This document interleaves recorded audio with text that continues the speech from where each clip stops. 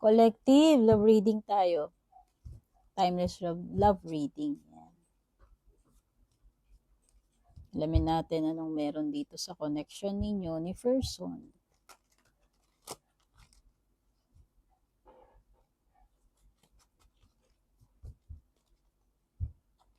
Guys, may mga cards na hindi ko nila ipapakita ha. Kasi pwedeng walang damit. Ha? Pakiunawa na lang at kung ganito man kakitid yung setup ko, hindi ko maipakita sa inyo lahat yung baraha. Itinataas-taas ko lang kasi limited yung space ko po rito. Ha? So, ano muna yung pinaka-situation sa inyo ni person?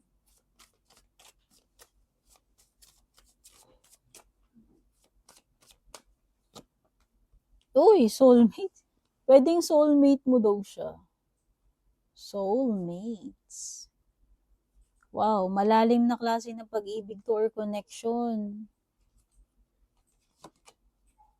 Ooh.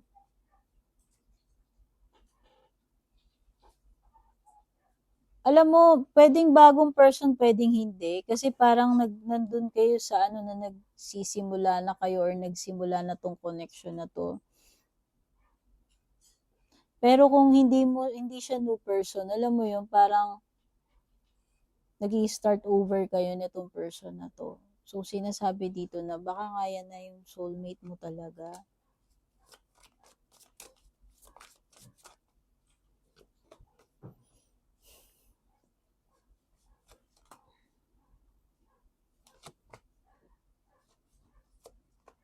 Mm-hmm. Kaya lang alam mo, parang may mga matutuklasan ka dito sa person na to or may mga natuklasan ka na hindi mo nagustuhan. And ngayon, dahil dyan sa mga natuklasan mo yan, parang nagkaroon ka tuloy ng period, alam mo yan, pwedeng nandun ka tuloy sa period ng confusion. Kasi nalilito ka ngayon. Bakit ganun? Parang, alam mo, matagal mo nang kilala tong tao na to or iba yung pagkakakilala mo sa kanya, wala ka namang nasisense at all nung una na there is something fishy about this person. Pero, alam mo yan, dumating at dumating or darating yung time na meron kang matutuklasan about this person and masyashock ka talaga dun sa malalaman mo. And by the time na nalaman mo na yun, parang mag-iiba na yung feelings mo or isip mo eh. Magiging confused ka eh. Oh, kasi syempre, lalo na kung mahal mo yung person, tapos ganun. No?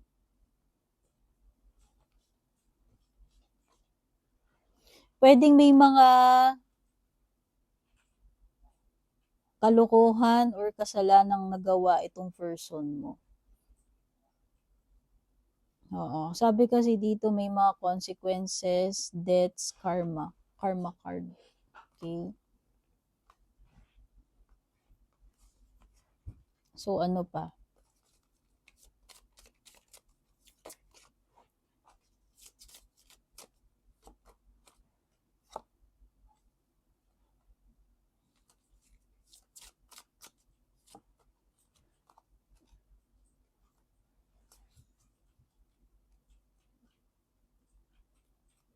Okay.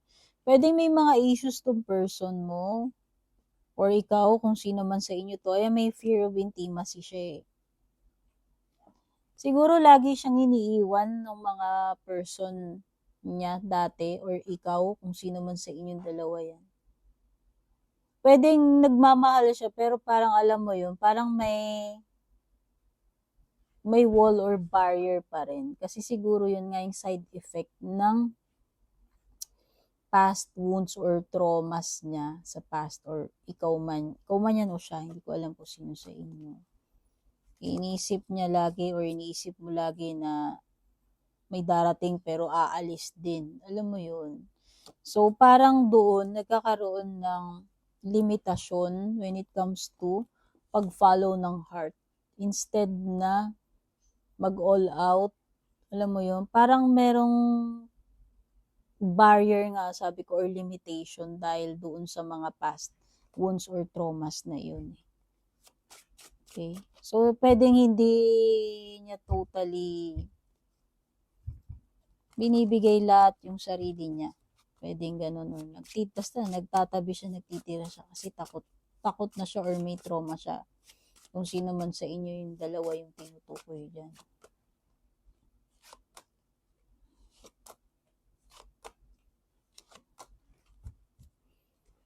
Okay, may temperance dito, may Hierophant, pwedeng Taurus or Sagittarius energy.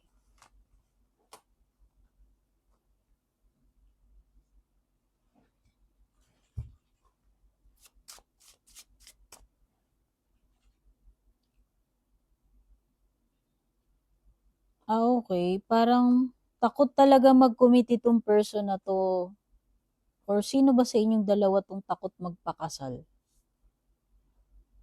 Takot magpakasal eh. Ayan o, Hierophant tsaka Four of Wands. Ace of Cups. Takot mag 100%.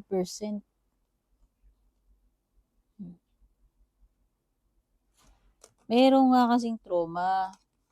Whether ikaw yan o siya. Hindi pa siya healed do, kung sino man to, temperance reversed. Kung sino man sa inyong dalawa yan, hindi pa to totally healed. So, ang nakikita ko, this will take time to heal with the King of Coins. Matagal na panahon bago siya mag-heal. Kaya nga, ang makakaunawa lang dito talaga kung unconditional yung pagmamahal. Yung tao na nakakaintindi ng past nitong tao na to. Bakit siya ganyan ngayon? Ano yung mga pinagdaanan niya? Unless, hindi matutulungan tong person na to unless i-open niya talaga 100% lahat yung past traumas niya. Kasi iba ganun, hindi nila ino-open eh.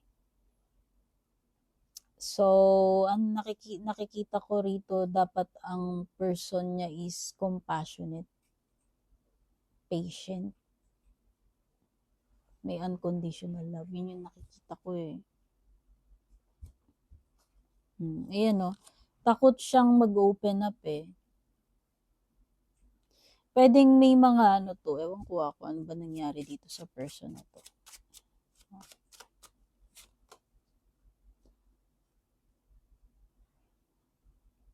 Okay.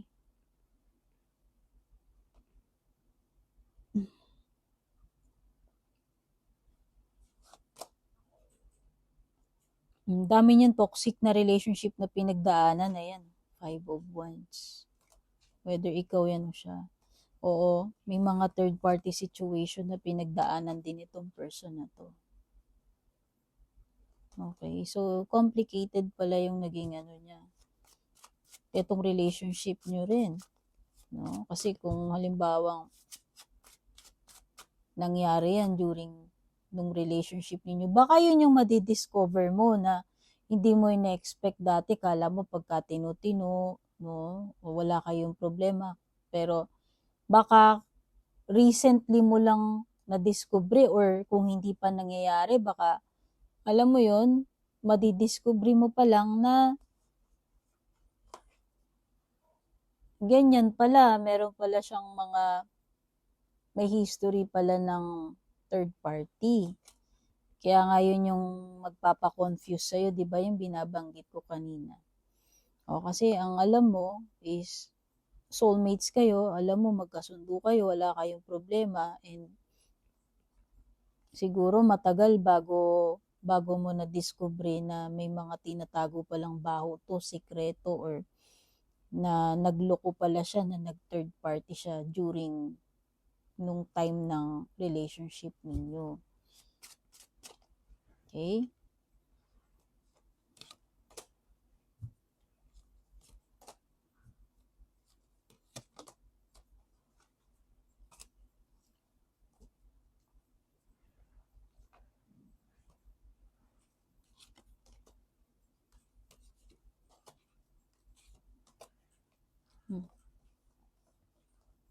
Oo.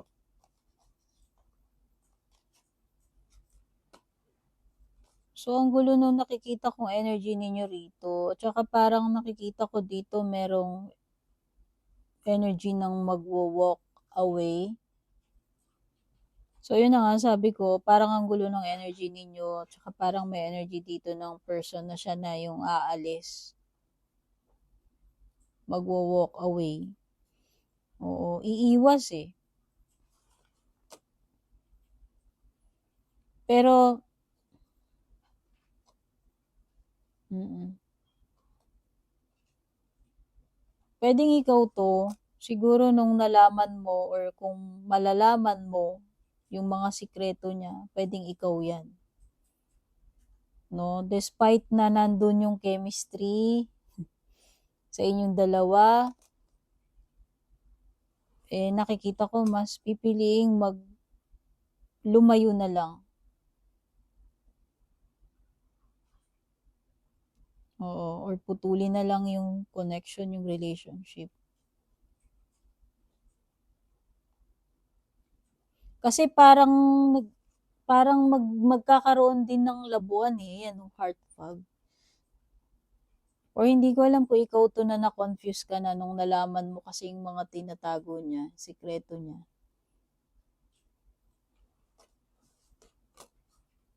Pero andun pa rin yung passion, andun pa rin yung spark. Kaya lang mas ipiliin na lang na i-cut off na lang eh. Ayan no, nandoon yung pag-goodbye. Okay? Ano pa?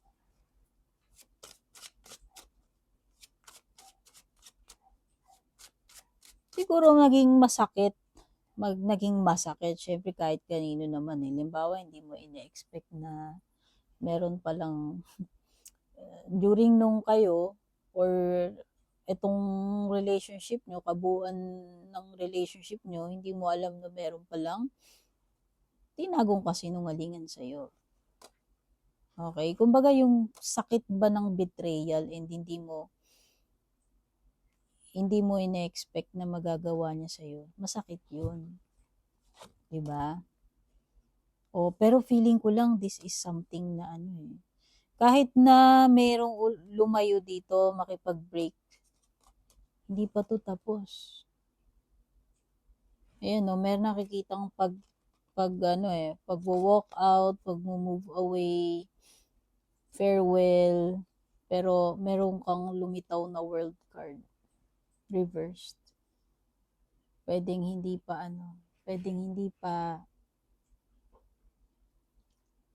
pa final yan.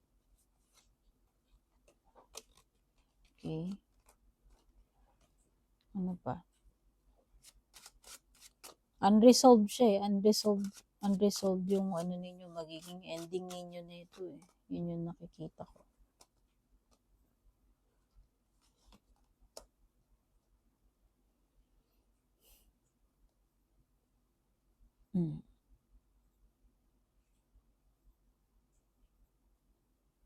Okay, nakikita ko dito is Five of Cups and Ace of Coins reversed. Mahihirapang maka-move on. Kasi nga, meron something na unresolved with the world card. Ewan ko kung sino sa inyo dalawa yung mahihirapan. Ayan. So, nakikita ko, hindi rin makakapagsimula ng panibago with the Ace of Coins. Hanggat hindi na-resolve kung ano man yung dapat ma-resolve sa inyong dalawa. Kumbaga, mas makakatulong na magkaroon ng finality kesa yung bigla na lang pinutol, no? Umalis na lang ng walang kaabog-abog. Okay?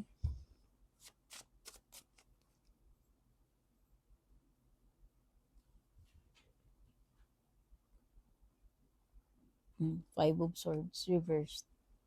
Alam mo, makat man yung communication ninyo dito, may i-block man, may lumayo man, nakikita ko nga na totoo to eh. World, hindi pa tapos eh. Sa tingin ko, darating pa rin yung time na mag-uusap pa rin kayo nitong person na to. Kung sino man yung gagawa ng way para makapag-usap kayo uli. Kasi hindi pa talaga tapos. Sa side mo man yan, sa side niya, meron ditong something na hindi pa tapos. Okay, ayan. And ito sa tingin ko, stuck with the 5 of Cups. Okay? So, yan. Yan yung mga energies na na-pick up ko. Ewan ko kung may nakarelate sa inyo. Kung nakarelate kayo, pa-like na lang, pa-comment, pa-share. Take care. God bless. Babush.